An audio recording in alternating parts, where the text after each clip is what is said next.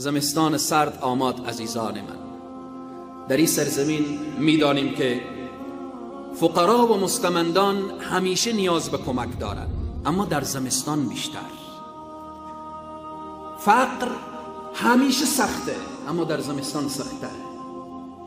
احتیاجی همیشه سخته، اما در زمستان بیشتر. هوا خیلی گرم میشه در تابستان. یک فقیر خیلی کاری که بشه چه کار میکنه؟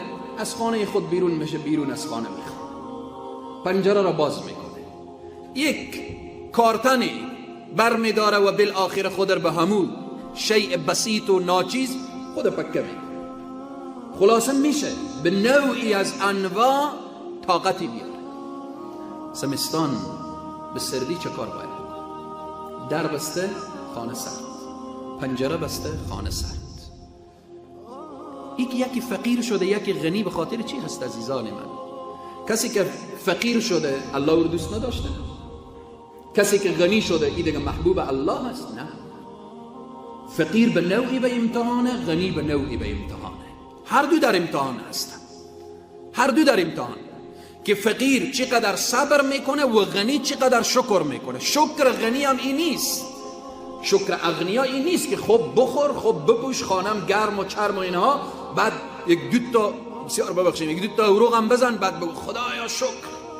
این تا شکر نیست. هوا سرده، میخوای بندی شاکر الله باشی، حرکت بکن، دروازه خانه فقیر در بزن، حرکت بکن. بهشت رفتن آسان نیست. از زیر لحاف که انسان به بهشت نمیره، از خانه گرم و چرم و اینها به بهشت نمیره. نبی مکرم اسلام میفرمایند حفت النار بالشهوات و حفت الجنه بالمکاره. اطراف بهشت سختی ها گرفته. اطراف بهشت سختی هایه، به سختی باید به بهشت بری. هوا سرده، برو به می هوای سرد، کوچه به کوچه، منزل به منزل، خانه به خانه، دروازه فقیر در بزن. اگر کسی گفت چه کار میکنیم شما، بگیم من به جنت میخوام برم، میخوام رضایت الله را. خانه فقیر در بزنیم، پشت دروازه خانه فقیر رضایت الله است. کوچه به کوچه حرکت بکنیم.